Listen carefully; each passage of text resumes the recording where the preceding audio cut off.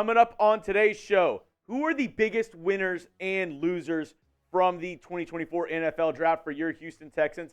Hello, everybody. I'm Jeremy Chuggs, your host of Texans Today, and we're going to be breaking down everything you need to know about this Texans roster post-2024 NFL Draft. But before we get started, it's the last day of the month. We are 63 subs away from a channel record for most subs gained in a month. So I need your help right now. If you're not subscribed already, go down and hit that sub button for free Texans videos all year long. Help me beat my channel record. Let me tell my bosses, hey, I'm breaking records here on the channel. Give me a raise. Give me some more money because I'm making money with Texans Today. Help me prove to my bosses why Texans fans are the best, most rowdy fans in the entire National Football League. Go down and hit that sub button today for Texans videos all year long. And getting into the biggest losers from the draft. First up, going to be Kenyon Green.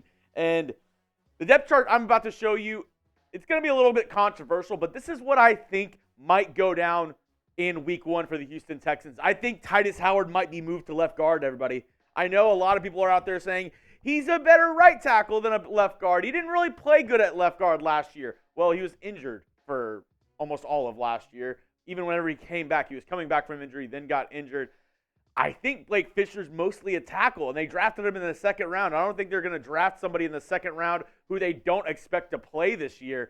I think they're going to move Blake Fisher over to that right tackle spot, move Tytus Howard to left guard, and then, have that position flexibility to move Tytus Howard around wherever they need him. That's where I think Howard's going to play. I mean, he only played 7 games last year, allowed 1 sack. He obviously got a contract extension last offseason before the preseason, before we started, and then got injured during the preseason, was out for a little bit, came back, played a little bit of right tackle, played a little bit of left guard. But I think with that draft pick of Blake Fisher, that's signaling to me that Tytus Howard might be on the move to left guard. Am I crazy? Let me know down in the comment section. Where do you think the Texans will play Tytus Howard going into next season? Right tackle or left guard? Let me know down in the comment section. This is going to be the pinned comment on today's video. So let me know, where do you think Tytus Howard is going to play next year? Do you think it's going to be right tackle, or do you think it's going to be left guard?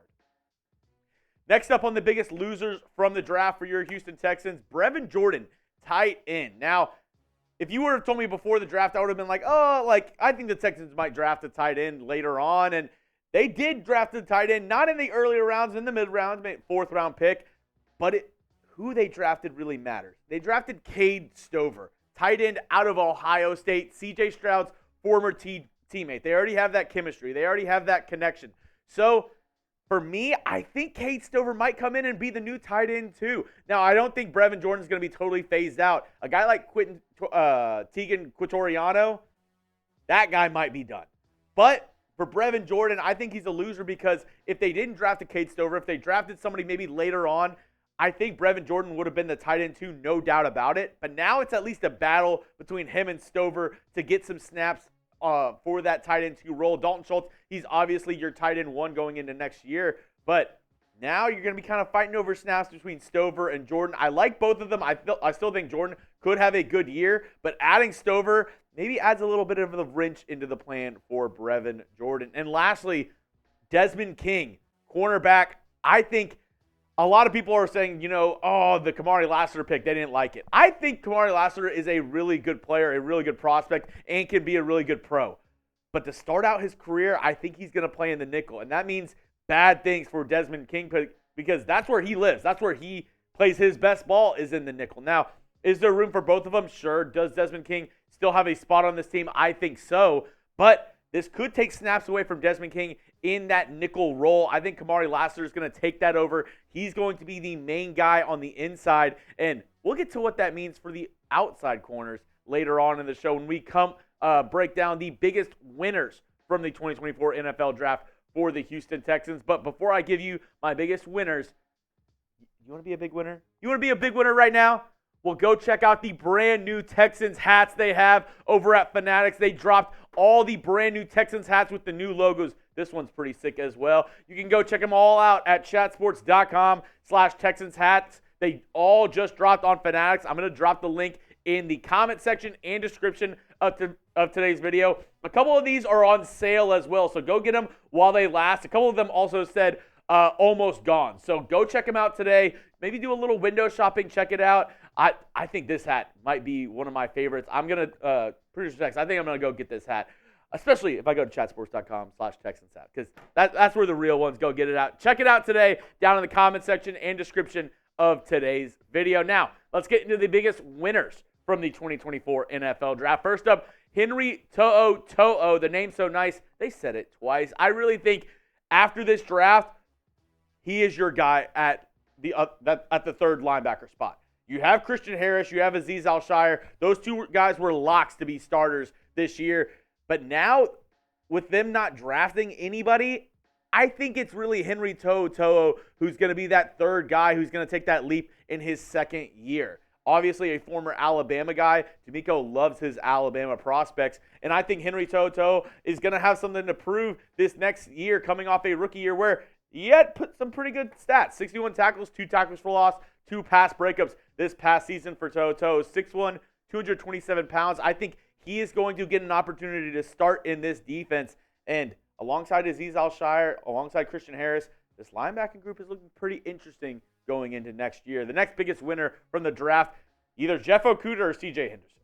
Because as I said earlier in the video, I think Kamari Lassiter is going to play in that nickel role. So that leaves that other outside corner spot open for Okudah or Henderson. This is what I have the depth chart looking at right now. Obviously, the easiest position to lock down is Derek Stingley. He's your CB1. He's your lockdown corner. But then when you go to CB2, is it Okudah? Is it Henderson? Is it Bryant? I think it's going to be very interesting during OTAs and the preseason to see how these guys stack up. I really think it's a two-man race, though. Sorry to all the people who are Bryant fans out there. But I really think it's between two guys. Obviously, Jeff Okudah, who I have starting there right now, who drafted early in the draft. A top 10 pick from the Detroit Lions. Has not really panned out, though. He played with the Falcons last year, ended up being benched, then coming back as a starter for them. Not his best year in the National Football League, but obviously has some skill, has some pedigree, or else he wouldn't have been drafted in the top 10 to begin with. And then on the other side, you have C.J. Henderson, who kind of the same song and dance for Henderson. He was drafted early, drafted in the first round, has not panned out as what he should have been. I think both these guys have a lot of potential. And C.J. Henderson, Jeff Okudah, I think DeMeco Ryans is going to try to get the best out of these young guys with some untapped potential. But let me know, who do you think starts right now? Do you think it's Jeff Okudah, type J-O, or do you think it's C.J. Henderson, type C-H? At the end of the day, I think the Texans also might look to sign somebody in free agency, but that's another video down the road. For right now, let me know, out of these two guys, who do you think starts, Jeff Okudah or C.J. Henderson? Next up is Foley Fatukasi, defensive tackle, who the Texans actually signed this offseason to a, it's not going to sound like a lot, but for somebody who came in on a one-year deal, $5 million, that's a pretty hefty deal for somebody who's not going to start. And I think he is going to start after this draft, because I really thought they were going to go defensive tackle early, and the Texans didn't. They went corner, they went offensive line, and they went safety. So obviously DeMeco Ryans has some faith in this defensive line that they kind of acquired through free agency with DeMeco Autry, Foley Fatukasi, Danielle Hunter. They also signed Tim Settle. I think Foley Fatukasi is somebody who can surprise some people this year. A bigger dude, 6'4", 318 pounds. Not a lot of production, but he's a big guy up the middle that can really clog run holes and really kind of take up blockers on the interior. I think Foley Fatukasi is going to surprise some people this year. He's going to be slotted in right now to be the starting defensive tackle, nose tackle for this team. And I think he's a big winner after this Texans draft. And lastly, who other than the QB1, the franchise, your number one guy, the number one plan, the man with the plan, C.J. Stroud. Yeah, I think he's the biggest winner from this draft, because the Texans had some holes on defense. There's no doubt about it. But what did they do with their second pick in the draft? They went out and got offensive tackle. What did they do with their fourth pick in the draft? They went out and got a safety blanket for C.J. Stroud in Cade Stover. And what did they do with their first-round pick this year? They traded back to acquire another second-round pick that turned in to Stephon Diggs. So a lot of this draft, I think, was predicated to building around C.J. Stroud, making Stroud happy. I said it last show, and I think it's really a true statement with the Texans this year. You know how they say happy wife, happy life? It's happy Stroud, happy crowd for the Texans this year. If you make Stroud happy, you're going to make the crowd happy because he's going to absolutely put on a show for the Houston Texans this year. And I think a lot of the moves that they made during free agency, during the draft, really showed the faith that they have in C.J. Stroud. And I think he had some input into this draft as well. And we saw him on Bleacher Report talking with Micah Parsons about the draft, and he was really upset when Ricky Pearsall went first round. I think if he would have fallen to 42, there's a chance that the Texans might have gone wide receiver at pick 42, because I think C.J. Stroud, which I have no qualms with this. He is your franchise. He is somebody that deserves input on this team. I think he had some input on some of these picks for the 2024 NFL Draft. Blake Fisher and Cade Stover being a couple saying, hey, we need some more protection, and I want my guy out of Ohio State. That's why I think C.J. Stroud is a big winner in this year's 2024 NFL Draft for the Houston Texans. We'll have to see if the Texans make any more moves in free agency going forward. That's why you got to hit that sub button. We're 63 subs away from a channel record. Don't forget to go hit it. And if you want to hit me up online, I am at Jeremy Chuggs on X, at Jeremy_Chuggs on Instagram. DM me. They're always open if you want to talk Texans, if you want to talk ball. I'm your guy. Go hit me up on these two platforms and go give me a follow. And don't forget, one more time, to hit that sub button. We're 63 away from a channel record. Help me prove my bosses wrong. They said no way you get 63 subs on today's video. Prove to them why Texans fans are real ones.